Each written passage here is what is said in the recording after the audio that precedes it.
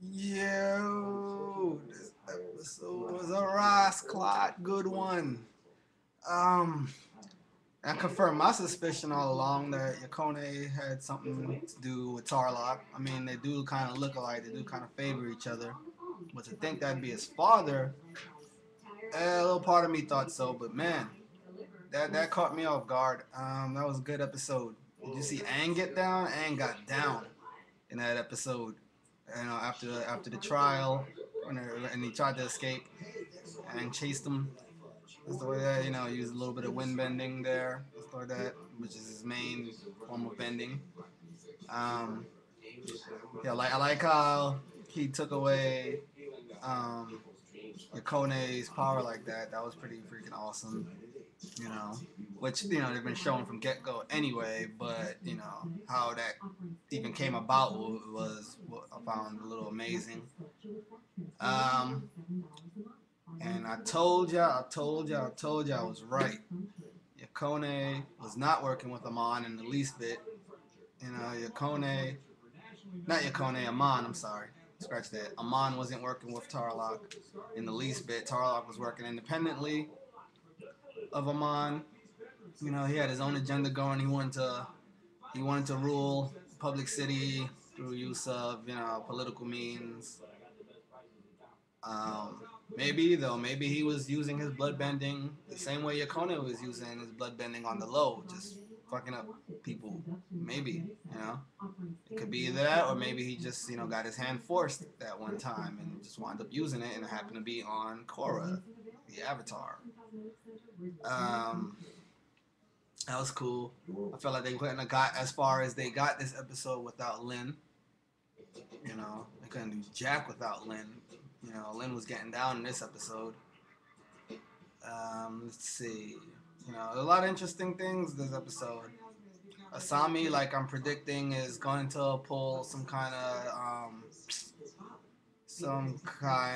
fatal instinct, kind of you know some kind of jealousy ridden. She's gonna pull something. She's gonna pull something out of jealousy. I don't know if she's gonna join the equalists or something, or if she's just gonna pull an asshole move or something. But apparently it's getting to be a little too much of her. A little too much for her. Bolin is a fucking loudmouth. He shouldn't have mentioned the kiss to her. He shouldn't open his mouth whatsoever. That's for Mako to tell her, or Korra, especially seeing that's how Korra was the one who planted the kiss in the first place. But Bolin didn't mention that shit.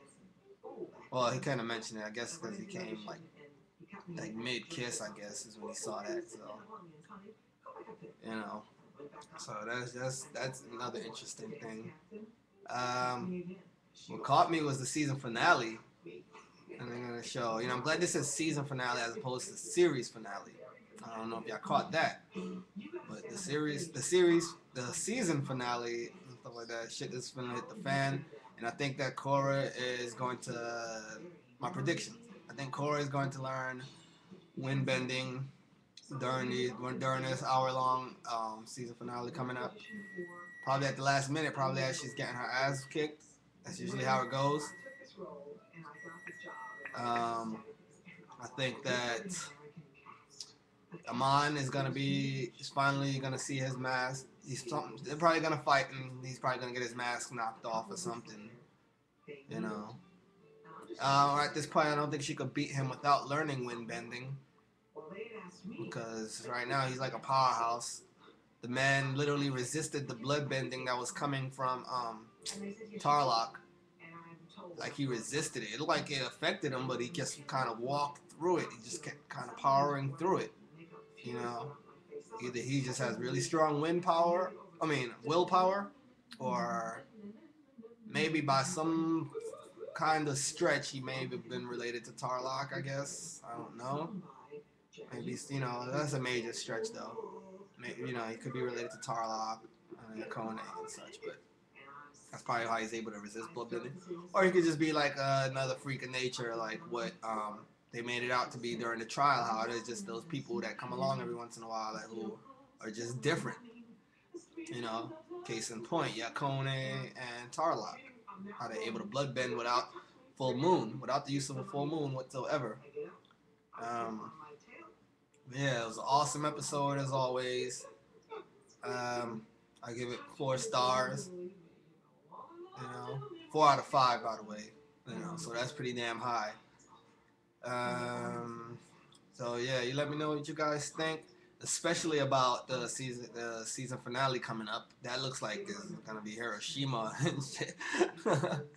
I'm joking, but yeah, it has this whole Pearl Harbor look to it. That's gonna be badass. That's gonna be cool.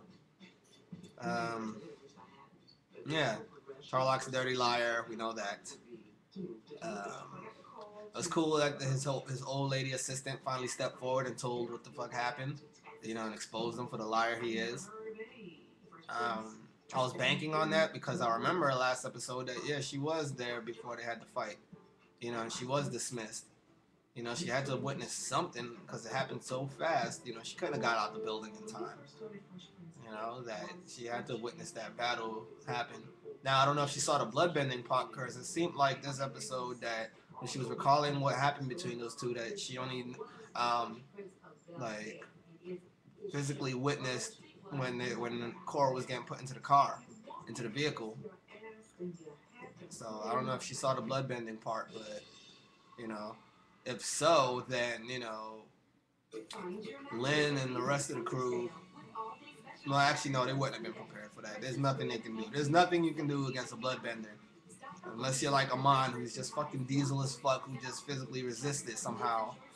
But, I guess even if they did know that he was a bloodbender, then, it wouldn't have made no difference. Tarlock, it's going to be a problem defeating Tarlock. I don't know how the fuck, I just don't know. you know.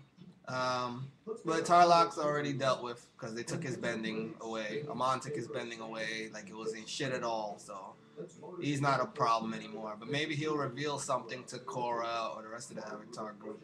They find him wherever the fuck they put him. So yeah, as always, you let me know what you guys think. Great freaking episode. 4 out of 5 stars. 4 out of 5 stars. Pretty damn good. Pretty damn good. So prior to that was 5 out of 5.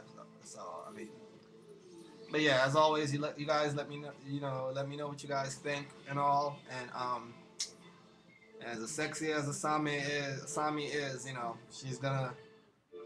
she's not gonna be a part of Team Korra much longer. I can feel it. Something's gonna go wrong. She's gonna break up with Mako and do something really stupid probably. Who knows? She may be wind up with Bolin. I think Bolin needs to have a shot at that since Mako done stole Korra away from him anyway. Bolin needs to pull a jerk move and go after Asami. They'd be alright together. But yeah, I reiterate, let me know what you guys think. Good fucking episode. Peace.